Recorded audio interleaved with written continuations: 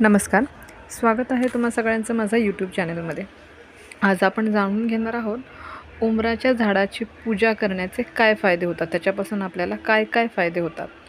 तर जर तुमची आर्थिक परिस्थिती कमकुवत असेल, पैशांची चणचण असेल, आर्थिक वृद्धी होत नसेल, काही केल्या तुमच्या हातात पैसा टिकत नसेल, म्हणजे महिना अखेरीस तर पैसा टिकतच नसेल, तर आज मी तुम्हाला उंबराच्या झाडाशी संबंधित असे काही उपाय सांगणार आहे की ज्याने तुमची संपूर्ण ज्या काही आर्थिक समस्या आहेत त्या निघून जातील, नाहीशा होतील आणि आर्थिक भरभराटी होईल, पैशांची आवक वाढेल। चला तर मग जाणून घेऊया। आपल्या धर्मात वृक्षांचे महत्त्व खूप आहे, म्हणजे खूप जास्त महत्त्व आपण वृक्षांना देतो। हिंदू धर्मात पिंपळ, तुळशी, शमी यांसारख्या अनेक झाडांना आणि वनस्पतींना अतिशय आदराचे स्थान देण्यात आले आहे। असे मानले जाते की वनस्पतींमध्ये औषधी तसेच दैवी गुण असतात। या झाडांपैकी एक झाड आहे ते म्हणजे उंबराचे झाड, त्याला आपण औदुंबर असेही म्हणतो। विष्णू नृसिंह अवतारात हिरण्यकश्यपूचा वध उंबऱ्यावर बसून केला, म्हणजे उंबऱ्याच्या झाडावर बसून केला। त्याच्याशी झालेल्या लढाईत नृसिंहाला जखमा झाल्या व नखांना विषबाधा झाली। त्यामुळे ती विषबाधा कमी होण्यासाठी त्यांनी नखे उंबराच्या खोडामध्ये खुपसून विषबाधेचे शमन केले। लक्ष्मीने उंबराची फळे वाटून त्याचा लेप नृसिंहाच्या जखमांना लावला, त्यामुळे जखमेचा होणारा दाह कमी झाला। या झाडांचा संबंध थेट शुक्रग्रहाशी आहे। या औदुंबराच्या झाडाचा संबंध थेट शुक्रग्रहाशी आहे। कुंडलीतील शुक्रग्रह बलवान होण्यासाठी उंबराच्या झाडाशी संबंधित काही उपाय हे तुमच्यासाठी अतिशय फायदेशीर ठरू शकतात। असे मानले जाते की उंबराच्या झाडाला नियमितपणे पाणी घातले किंवा त्याखाली दिवा ठेवल्यास तुमच्या कुंडलीतला शुक्र जो आहे तो बलवान होतो। यासोबतच पैशांची संबंधित समस्या तुमची सगळ्यात दूर होतात। वास्तविक शुक्र हा संपत्ती आणि ऐशो आरामाचा ग्रह मानला जातो। असे म्हटले जाते की ज्याच्या कुंडलीत शुक्र अगदी उत्तम स्थितीत असतो त्याला धन आणि ऐश्वर्याची कधीही कमतरता भासत नाही, त्याच्याकडे कायम पैशाची आवक वाढत राहते। पण ज्याच्या कुंडलीत शुक्र कमकुवत आहे, जिथे दारिद्र्य आहे, आर्थिक समस्या आहे, तंगी कायम आहे, तर अशा ठिकाणी तुम्ही काय कराल, तर त्या व्यक्तींनी अवश्य या उंबराच्या झाडाचा उपाय केला तर नक्कीच तुमच्या ज्या काही पैशाशी संबंधित समस्या आहेत त्या दूर होतील। उंबराच्या झाडाचे तर काय उपाय आहे बघा। आता मी पहिला उपाय सांगत आहे तो म्हणजे यज्ञ।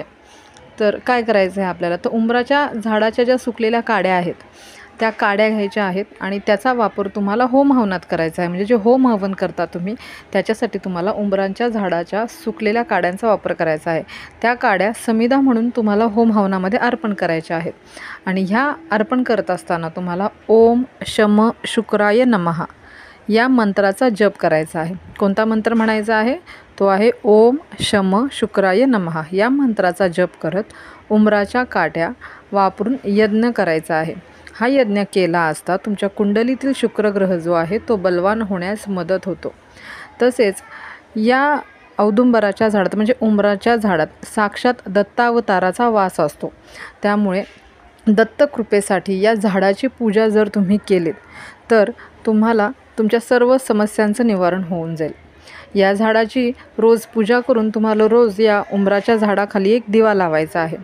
शक्य असेल रोज नाहीतर दर गुरुवारी औदुंबराच्या झाडाला पाणी घाला। जर तुम्हाला रोज त्या झाडाला पाणी देणे शक्य नसेल तर दर गुरुवारी का होईना उंबराच्या झाडाला तुम्ही पाणी अर्पण करा, पाणी घालावे।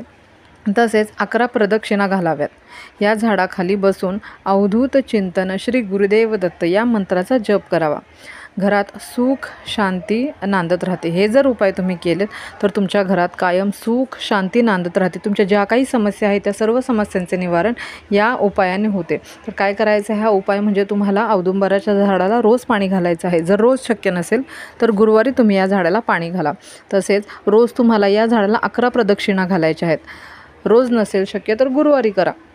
या झाडाखाली बसून तुम्हाला अवधूत चिंतन श्री गुरुदेव दत्त या मंत्राचा जप करायचा आहे। आता या मंत्राचा जप तुम्हाला 108 वेळा करायचा आहे। असं तुम्ही रोज करा, तुम्हाला नक्कीच याचा इच्छित परिणाम जे आहे, नक्कीच याचे परिणाम तुम्हाला लवकरात लवकर दिसू लागतील। तसेच ज्योतिषशास्त्रानुसार जर तुमच्या विवाहात अडथळे येत असतील किंवा जमीन संपत्तीशी संबंधित काही समस्या असतील तर त्याच्यापासून मुक्ती मिळवायची असेल तर त्यासाठी कोणत्याही महिन्याच्या शुक्ल पक्षाच्या शुक्रवारी उंबराच्या झाडाला पाणी घाला, तिथली थोडीशी माती आणून आपल्या घरातील कुंडीत टाका. हा उपाय तुम्हाला दर महिन्याच्या शुक्ल पक्षातील शुक्रवारी करायचा आहे.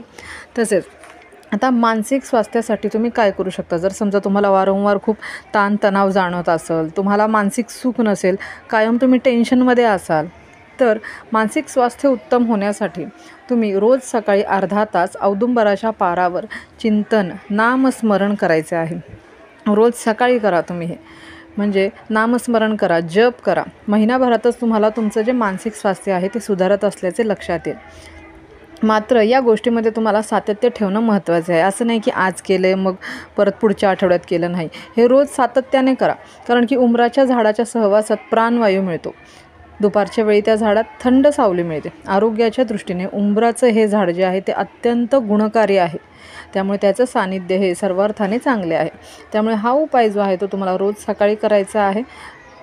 सकाळी करा किंवा जसं तुम्हाला जमेल तसं, पण रोज जर तुम्ही औदुंबराच्या झाडाखाली बसून देवाचं नाम चिंतन नामस्मरण केलं तर त्याचा तुम्हाला नक्कीच फायदा होईल आणि तुमची मानसिक स्थिती जी आहे ती उत्तम होईल. तर मी हे सांगितलेले उपाय आहेत, यातले अधिकाधिक उपाय करण्याचा तुम्ही नक्की प्रयत्न करा. श्री स्वामी समर्थ.